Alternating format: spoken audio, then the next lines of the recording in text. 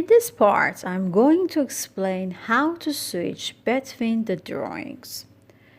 To switch between drawing, just open any drawing of the active project. Then, from the Tools panel of the Project tab, select the previous DWG or Next One tool. The open drawing will be closed. The another drawing which you requested will open, and in the project list will be shown in bold text.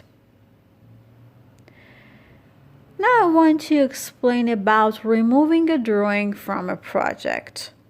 To do so, in the Project Manager, just right-click on the drawing name and select the Remove option. At this moment, you can choose Yes button and finally the drawing will be removed. Note that it will not be deleted from the folder it is stored.